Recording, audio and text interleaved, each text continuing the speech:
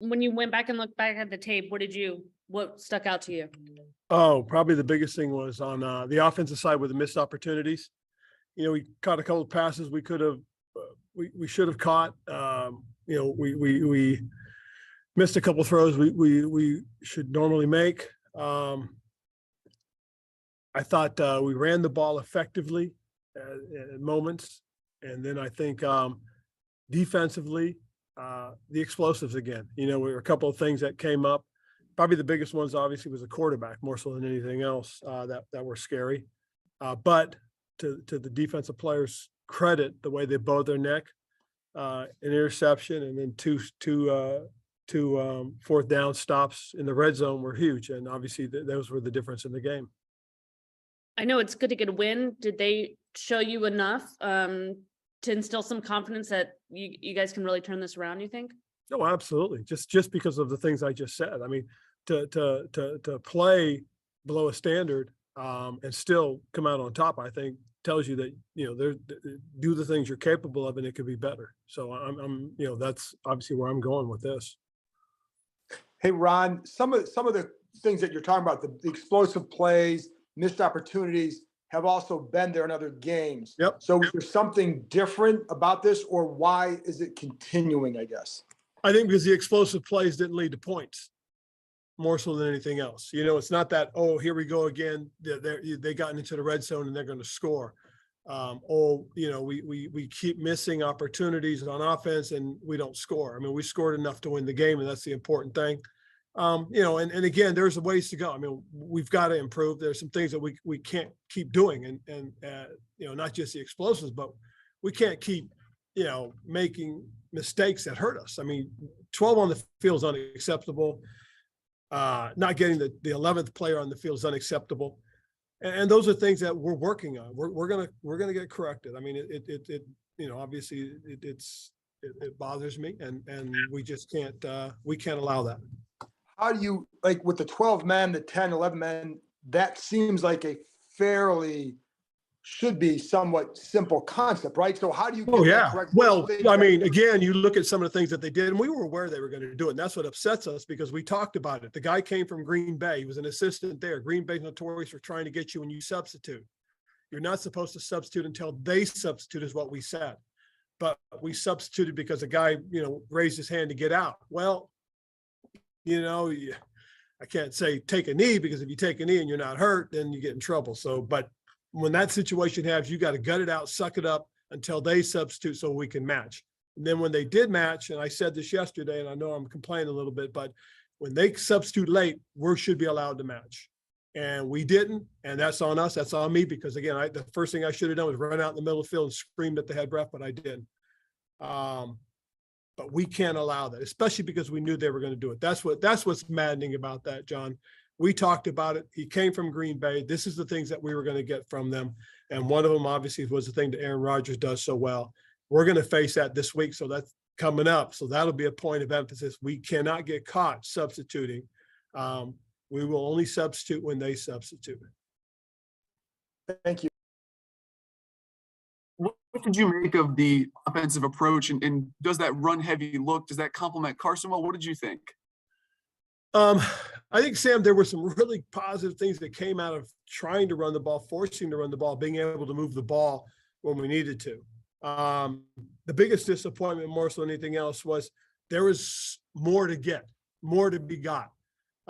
We missed a block at the second level, whether it was a receiver or a tight end that should have gotten down inside and sealed a guy. And we're asking a lot, but we also believe they can do it. That's why we ask it.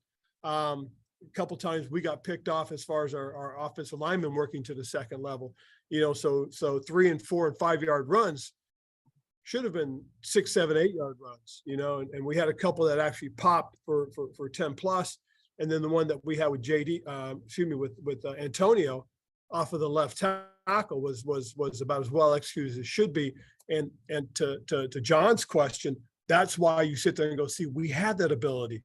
When we make the blocks, when we get to the second level, when we cut people off the way we're supposed to, that gives us a chance to make those 3, 4, 5 yard runs into 6, 7, 8, 9, 10 yard runs.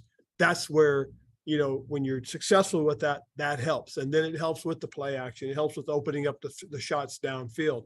And the crazy part though is obviously when we do a throw downfield, we've either got to catch it, or we got to put it in the right spot.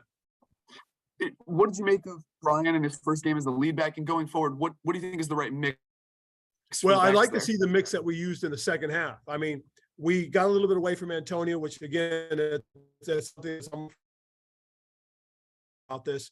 But when we brought Antonio in the second series, I believe it was, of the second half, we saw a change of pace guy come in, and how that became a couple of explosives. And we featured Antonio, I think something like 5 out of 9 plays or something like that, the next 9. And that's where we got to get to, is now all of a sudden they go from getting this guy between the tackles to now we're getting this guy off tackle. We're getting this guy around the end. We're getting this guy out into the routes. Then you come back and you pound a little bit more. And now all of a sudden it's a little softer. And those 2, 3, 4, 5 yard runs now become 5, 6, 7, 8 yard runs. That's what we've got to find. We got to understand it. And then obviously JD played his role about as good as he could. Thank you. All righty.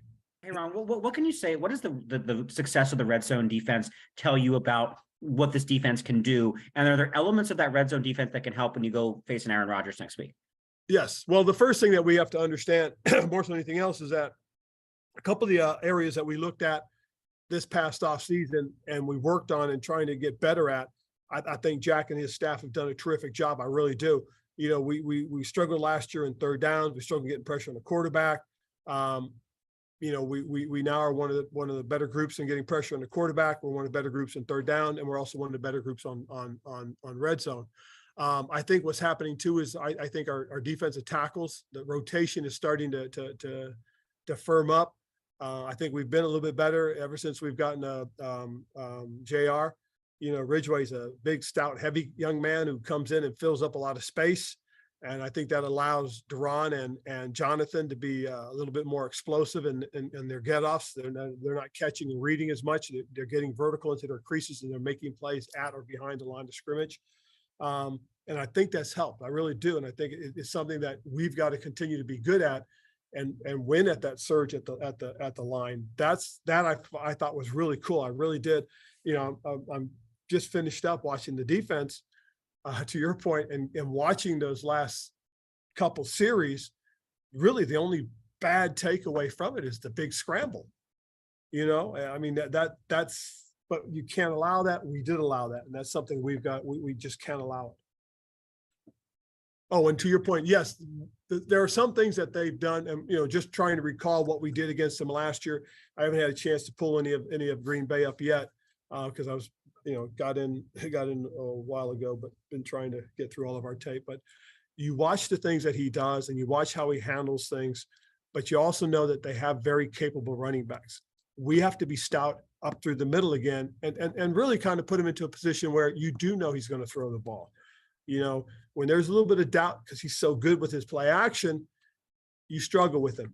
And I think stopping the run, being stout and physical at the run, that helps you, and to being able to pressure the quarterback. We were able to get some pressure on him last year. It helped, but again, he's still who he is. He's as phenomenal as they get. Ron, how's Carson with the arm and the hand today? And what do you think the plan will be for him next week?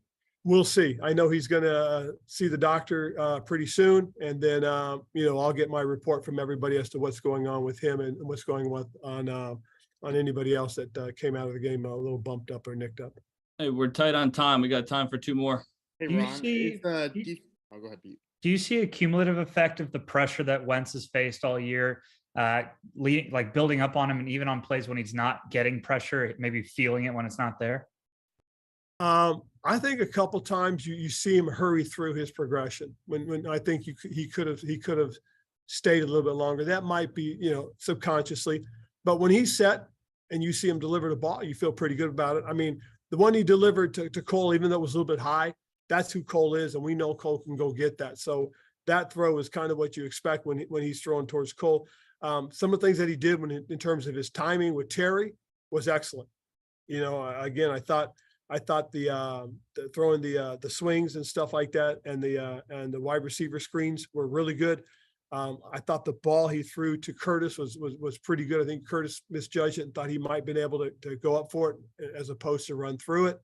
I think with Curtis's tremendous speed, if he ran through it, I think he makes the catch. I really do.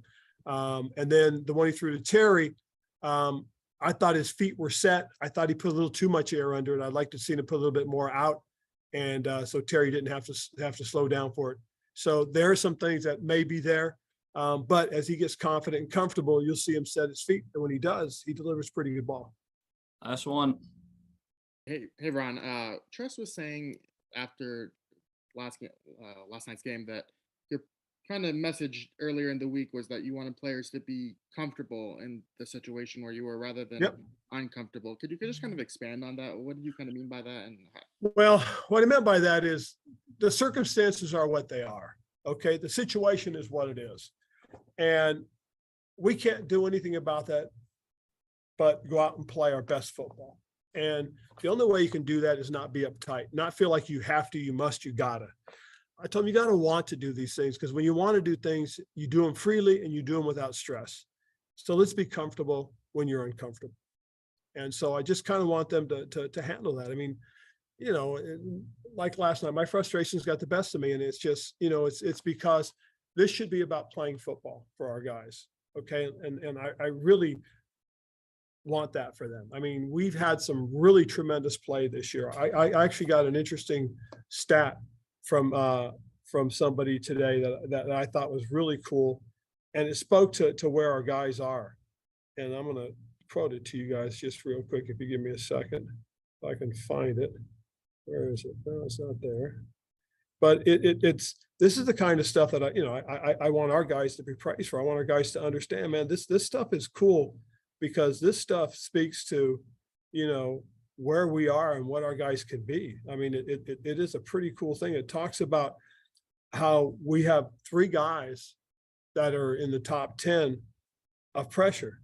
And I think that's the stuff you want our guys to be celebrated for, is the stuff that they're doing, they're accomplishing, you know, and as opposed to all the other stuff, you know what I'm saying?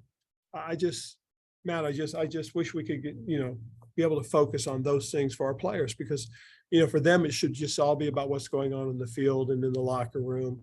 You know, and I get the extraneous stuff is the business side of it, but I just would like it to be for the guys. Can I ask one quick question? Sorry, Charlie. How is it? Are you close to bringing Chase back? Is this a week where it would at least be a consideration?